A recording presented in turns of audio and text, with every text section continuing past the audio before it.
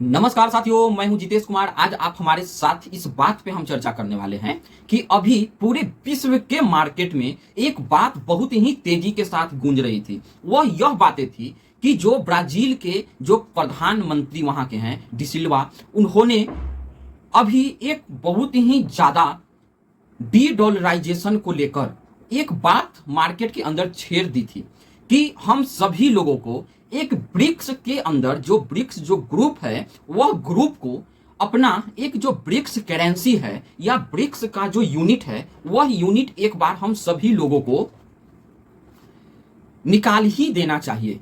वह होगा कि जो भी डॉलर के कंपैरिजन के रूप में एक बार मार्केट में दे देना चाहिए।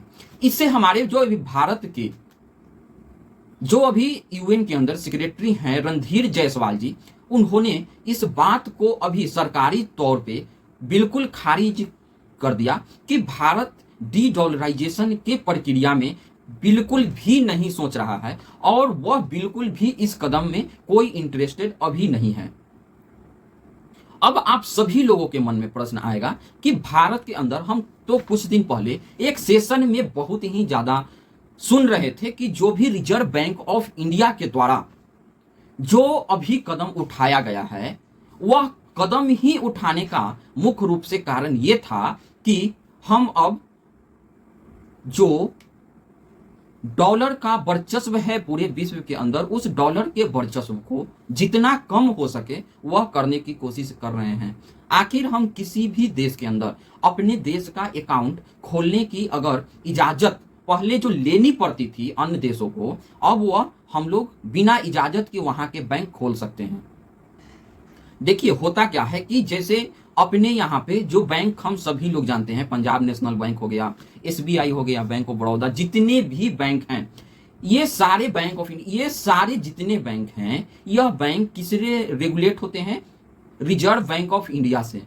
अब रिजर्व बैंक ऑफ इंडिया से ये सारे लोग रूल होते हैं, उन्हीं के नियम के अनुसार ये सारे बैंक काम करते हैं।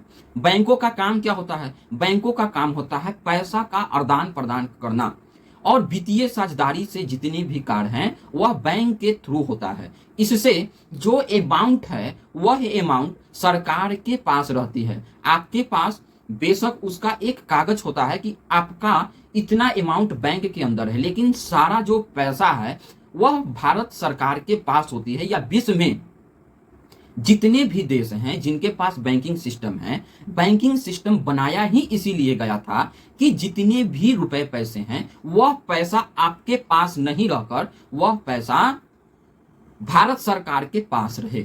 हम सभी लोगों के पास अगर अमाउंट होते हैं तो हम लोग बैंक के अंदर जाकर अपने खाते में डाल देते हैं और हमको एक रसीद मिल जाती है कि आपके बैंक में इतना, आपके खाते में इतना पैसा इस बैंक में जमा है।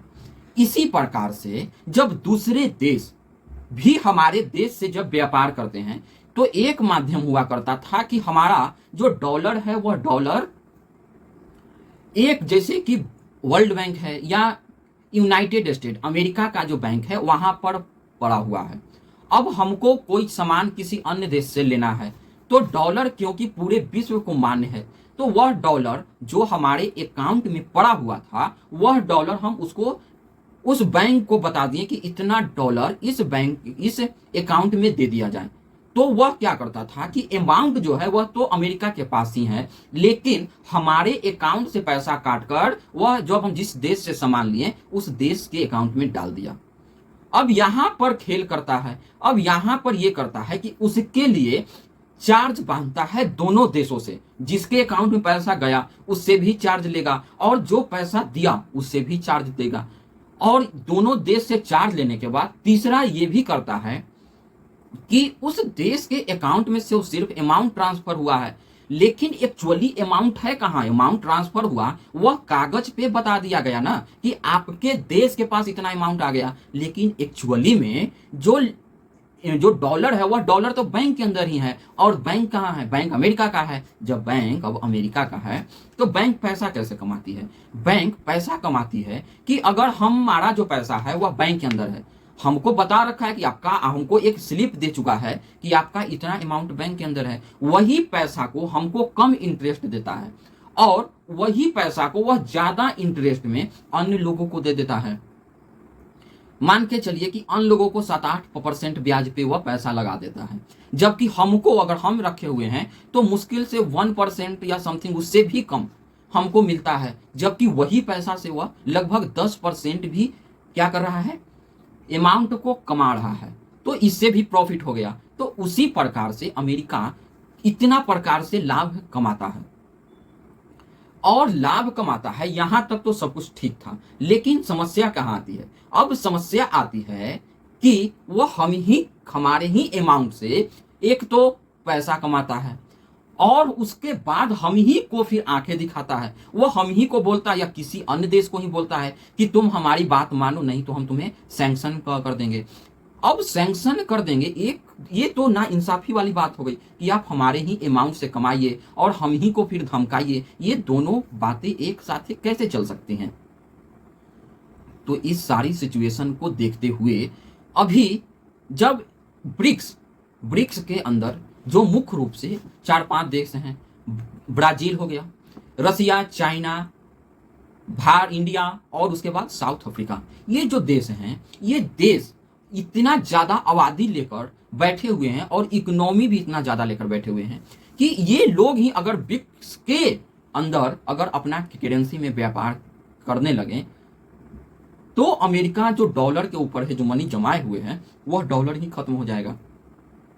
लेकिन भारत तो इस चीज को सीधे तौर पर नकार दिया कि हम बिल्कुल भी अभी डीडॉलराइजेशन की किसी भी प्रकार की कोई बात नहीं करेंगे। जबकि ब्राजील के जो प्रधानमंत्री है वह बोल रहे हैं कि मान के चलिए कि अभी ब्रिक्स के करेंसी अगर फेल भी हो जाते हैं तो फेल भी हो जाते हैं, एक बार हम ला कर तो देखें, टेस्ट करने पे ही पता चलेगा कि फेल मार जाएगा कि चल जाएगा मार्केट में। ये जब तक हम लाएंगे नहीं, एक प्रकार से उनका भी कहना बिल्कुल सही है कि जब तक हम टेस्ट करेंगे ही नहीं तो हमको कैसे पता होगा कि फेल मार जाएगा कि फेल नहीं मारेगा। ये सारी सिचुएशन को अभी देखते हुए कंडीशन, और यह भारत क्यों कर रहा है? क्योंकि देखिए, भारत कोई भी बात को हल्ला करके नहीं करता है। भारत का आदत है, क्योंकि हम सभी लोग सिविलाइज लोग हैं। सिविलाइज कंट्री का मतलब है अगर जो भी काम करना है, हम लोग जैसे यूपीआई इतना सारा, जो अभी 30 से ज्यादा देश में हमारा यूपीआई चल रहा है, जो अभी हम रिजर्व बैंक के द्वारा अकाउंट खोल रहे हैं, सारे देश में इतना आराम वाला सुविधा दे दिया। ये सारे काम जो है, ये सारे काम क्यों कर रहे हैं? ये सारे काम तो हम लोग कर रहे हैं जो डीडॉलराइजेशन ही कर रहा है। लेकिन हम कभी भी हल्ला करके तो नहीं करेंगे कि हम डीडॉलराइजेशन कर रहे हैं, डीडॉलराइजेशन कर रहे हैं।